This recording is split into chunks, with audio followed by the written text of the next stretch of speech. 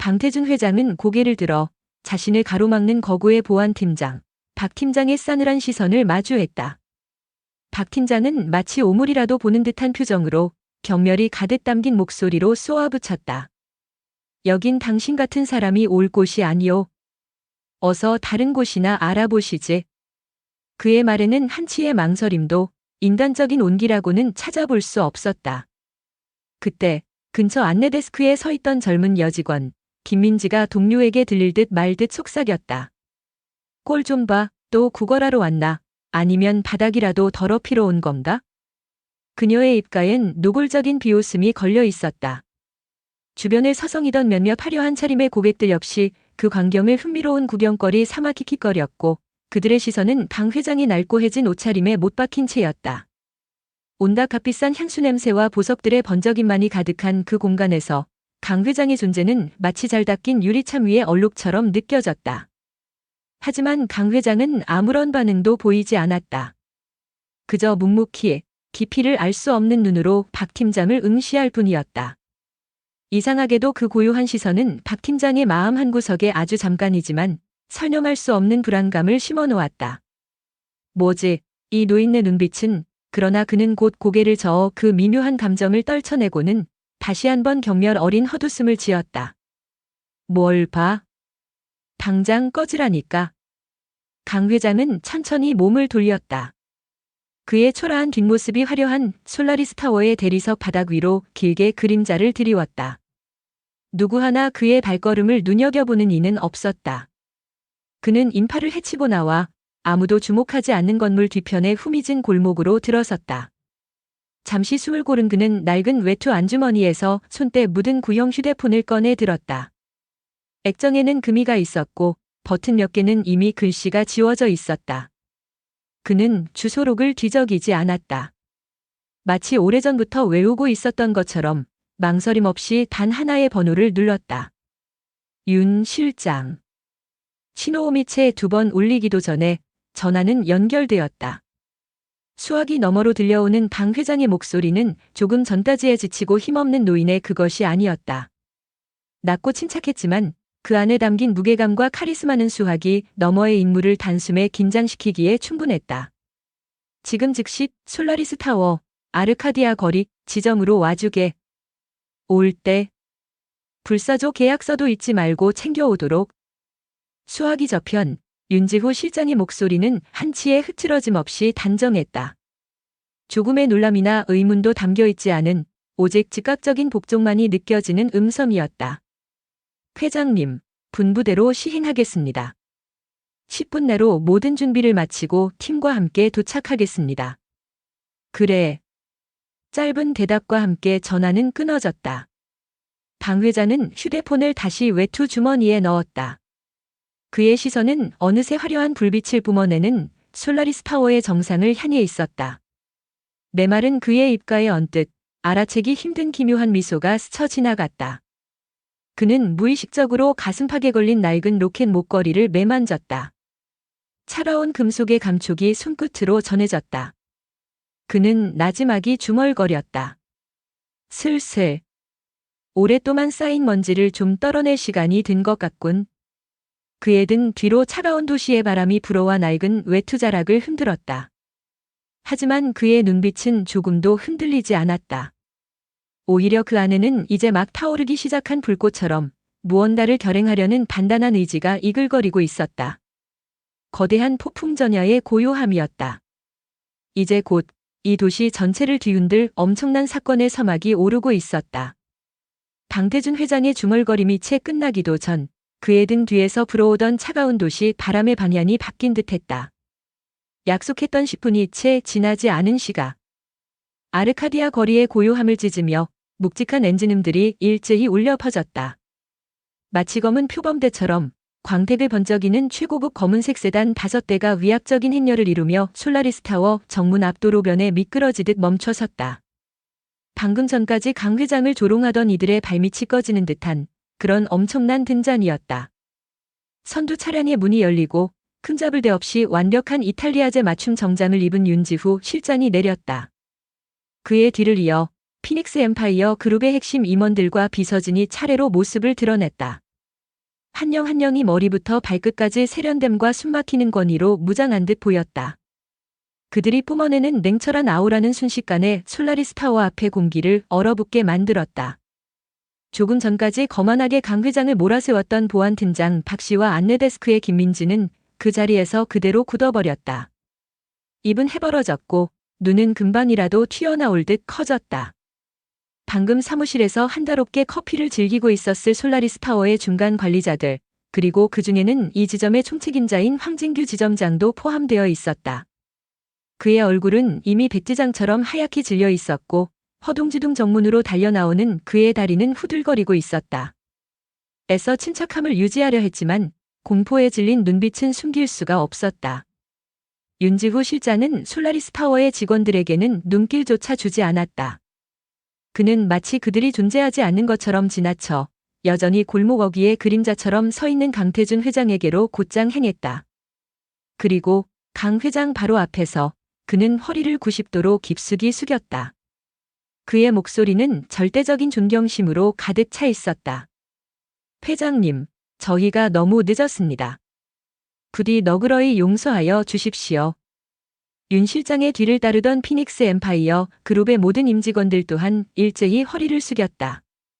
그 모습은 마치 잘 짜인 군무처럼 일사불란했고 한 점의 흐트러짐도 없었다.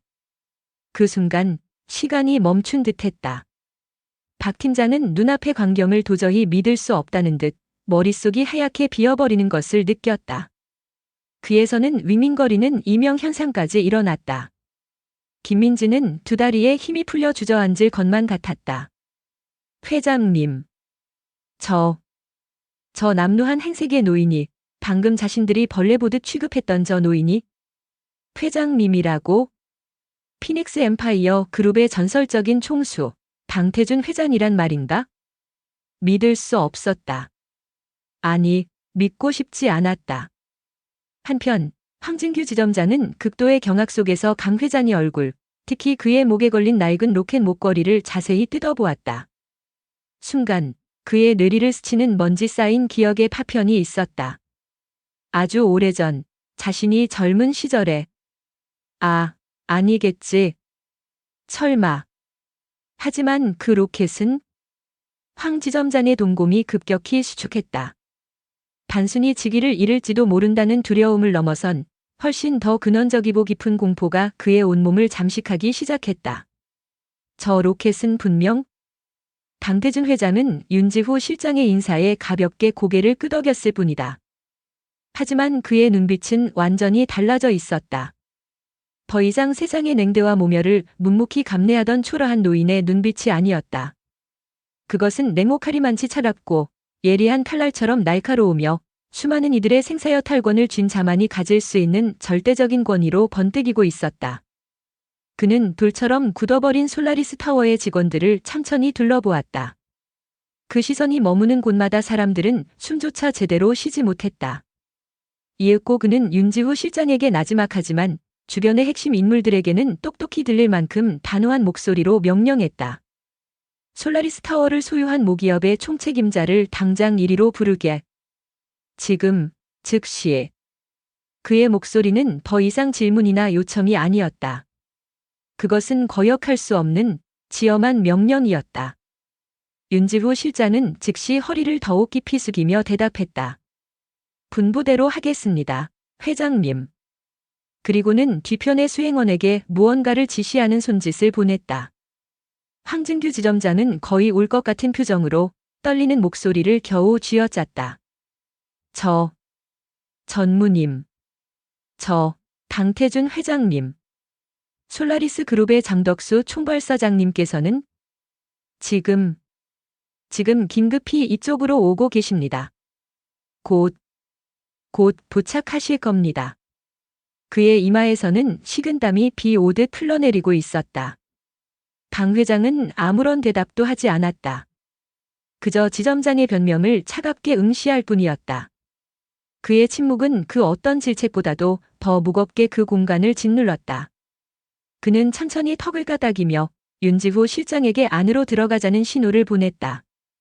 피닉스 엠파이어 그룹의 위압적인 행렬은 마치 거대한 파도처럼 솔라리스 타워 안으로 밀려 들어가기 시작했다. 그들이 지나간 자리에는 극도의 긴장감과 함께 이제 곧 닥쳐올 엄청난 후폭풍에 대한 공포만이 섬뜩하게 남아 있었다. 솔라리스 타워의 가장 호화롭고 비밀스러운 공간, 최상층 VIP 라운지. 평소라면 최고급 샴페인과 섬세한 다과가 향긋한 내음을 풍겼을 그곳엔 지금 얼음장보다 차가운 침묵만이 감돌았다. 방금 전 황진규 지점장의 다급한 보고대로 솔라리스 그룹의 총괄 사장 장덕수가 참백한 얼굴로 막 도착해 있었다. 평소에 오만함은 온데간데 없고 그는 마치 사형 선고를 기다리는 죄인처럼 방태준 회장 앞에 연신 허리를 조아리며 용서를 빌었다. 방태준 회장은 최고급 벨벳 소파에 깊숙이 몸을 기댄 채 앉아 있었다. 그의 해지고 빛바랜 낡은 외투는 주변의 사치스러운 인테리어와 극명한 대조를 이루며 오히려 기묘한 위압감을 자아냈다. 그는 천천히 하지만 한마디 한마디에 쇳덩이 같은 무게를 실어 오늘 아침 자신이 겪었던 일들을 읊조렸다. 그의 목소리는 낮고 차분했지만 그 내용은 장덕수와 황진규의 심장을 내려치는 망치 소리와 같았다. 나는 오늘 피닉스 엠파이어의 회장이라는 가면을 벗고 그저 한 명의 평범한 손님으로서 이곳 솔라리스 타워를 찾았어. 그리고 당신들이 사람을, 한 명의 인간을 어떻게 대하는지 똑똑히 내 눈으로 확인했지. 그 결과는? 그래, 참으로 실망스럽기 그지없었소? 방 회장의 시선이 날카롭게 장덕수에게 향했다. 그 시선에 꿰뚫린 듯 장덕수는 저도 모르게 마른 침을 삼켰다. 내가 평생을 바쳐 이 피닉스 엠파이어를 일구며 단 하나 목숨처럼 지켜온 경영 철학이 있어. 그것은 바로 상대가 그 누구든 어떤 모습을 하고 있든 모든 개인은 존중받아야 한다는 것이요.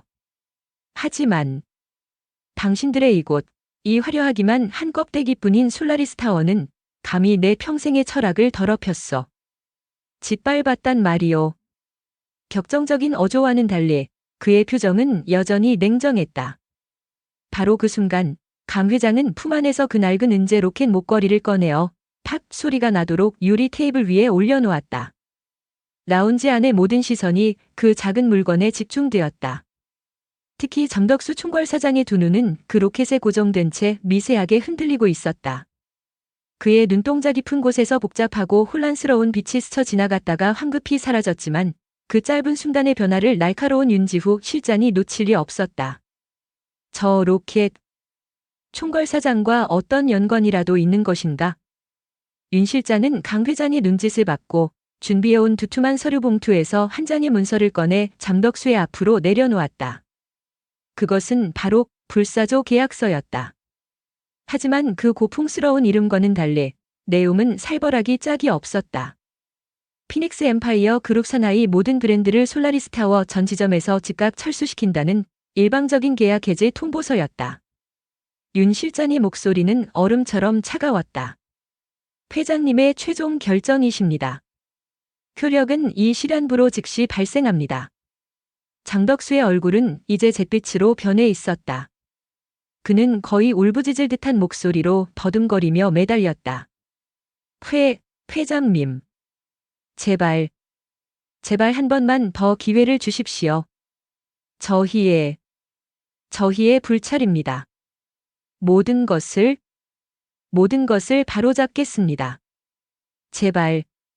온갖 가머니설과 약속들이 그의 입에서 쏟아져 나왔지만 강 회장은 미동도 없이 침묵을 지켰다. 숨막히는 정적이 라운지를 가득 채웠고 시간은 마치 거북이처럼 느리게 흘러갔다. 한참의 시간이 흐른 후 강 회장이 마침내 입을 열었다. 그의 목소리는 아까보다는 조금 누그러져 있었지만 여전히 바위처럼 단단했다. 줬어. 딱 석 달, 그대들에게 마지막으로 석 달의 시간을 주겠소. 그 기간 동안 이곳 솔라리스 타워의 가장 말단 계약직 보안요원에서부터 최고 경영진에 이르기까지 조직 전체의 그 썩어 빠진 고객 응대 문화와 천박한 서비스 정신을 완전히 뿌리부터 바꾸시오. 단 한 명의 예외도 없이 말이오. 그리고 석 달 뒤 내가 다시 이곳을 찾을 것이오. 그때 만약 아주 조금이라도 진실된 변화의 모습이 보이지 않는다면 이 불사조 계약서는 단 하루의 유예도 없이 즉시 공식적으로 발효될 것이오. 명심하시오. 이것은 경고이자 마지막 기회요. 이어 강 회장은 오늘 이 자리에서 있었던 모든 일에 대해 철저한 함구령을 내렸다. 외부로 단 한마디라도 새어나갈 시 그 결과는 상상조차 하기 힘들 것이라고 엄중히 경고했다. 하지만 그들은 미처 알지 못했다. 바로 그 순간 VIP 라운지 문틈으로 아침에 강 회장에게 모욕을 주었던 젊은 여직원 김민지가 떨리는 손으로 이 모든 대화와 긴장된 대치 상황을 자신의 스마트폰으로 몰래 녹화하고 있었다는 사실을. 그녀의 얼굴에는 후회와 두려움, 그리고 진실을 세상에 알려야 한다는 복잡한 감정이 뒤섞여 있었다. 어쩌면 이 작은 용기가 거대한 태풍의 시작을 알리는 나비의 날갯짓이 될지도 모르는 일이었다. 강 회장의 말은 끝났다. 그는 더 이상 장덕수에게 눈길조차 주지 않았다. 그의 시선은 오직 테이블 위에 놓인 낡은 로켓 목걸이에 머물러 있었다. 그 안에 담긴 깊은 사연을 아는 이는 어쩌면 이 방 안에는 아무도 없을지도 몰랐다. 방태준 회장이 VIP 라운지를 나선 지 불과 몇 시간 지나지 않아 세상은 그야말로 뒤집어졌다. 장덕수 총괄사장은 그 기밀 유지 약속이 얼마나 허망한 것이었는지 깨닫기까지 오랜 시간이 걸리지 않았다. 단 하룻밤 사이 거렁뱅이 놓인 쇼핑 천국의 민낯을 폭로하다 라는 자극적인 제목의 영상 하나가 솔라리스 타워가 수십 년간 공들여 쌓아 올린 화려한 명성을 한순간에 잿더미로 만들었다. 윤지호 실장을 통해 강 회장이 암묵적인 도미를 얻은 김민지가 익명 게시판에 올린 그 영상은 삽시간에 온라인 세상을 집어삼켰다. 샵사인 솔라리스 타워의 진실, 샵사인 겉모습만 보고 판단하지 마세요. 샵사인 회장님이 참 교육 같은 해시태그들이 실시간 검색어 순위를 점령했고 솔라리스 그룹의 주가는 다음 날 아침 개장과 동시에 폭락하기 시작했다. 근로한 대중들의 자발적인 불매운동 움직임까지 거세게 일었다. 화려함의 상징이었던 솔라리스 타워는 순식간에 대중적 공분과 조롱의 중심으로 추락한 것이다. 한편 이 모든 소용돌이의 중심에 선 강태준 회장은 솔라리스 타워를 빠져나와 인파로 북적이는 아르카디아 거리를 걷고 있었다. 그때 그의 발걸음이 문득 한 곳에 멈췄다.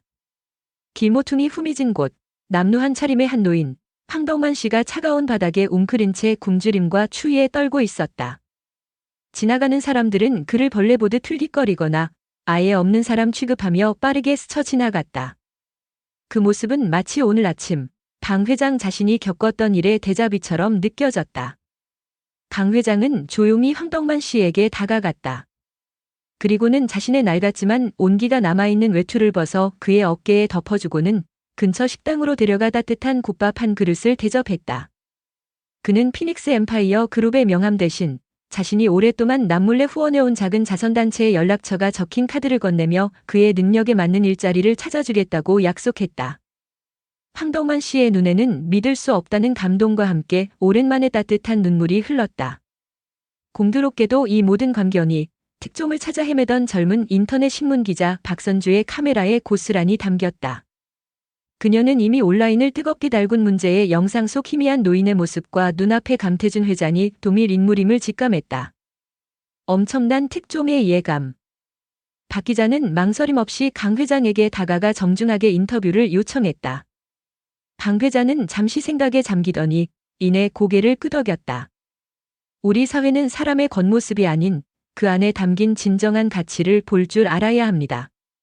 그리고 때로는 이처럼 잠들어 있는 양심을 깨우기 위해선 약간의 충격이 필요할 때도 있는 법이지요. 그의 낮은 목소리에는 깊은 연륜과 확신이 묻어 있었다. 그날 밤, 강 회장은 자신의 고요한 서재에 홀로 앉아 있었다.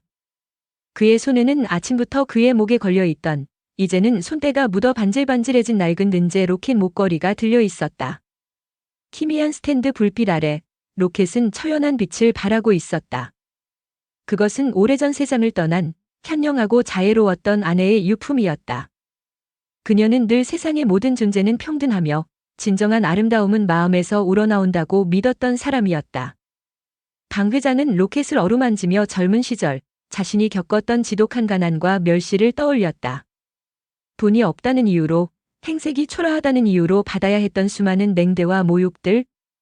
그리고 문득 이 로켓을 만들어 주었던 지금은 이름조차 가물가물한 늙은 능세공 잔인과의 마지막 만남, 그에게 졌던 잦은 마음의 빚이 수십 년의 세월을 뛰어넘어 아련하게 떠올랐다. 어쩌면 바로 그때 윤지후 실장이 조용히 서재문을 노크하고 들어섰다. 그의 얼굴에는 무언가 복잡한 보고를 앞둔 긴장감이 서려 있었다. 윤지후 실장의 보고는 강태준 회장이 어렴풋이 짐작했던 퍼즐의 마지막 조각과도 같았다.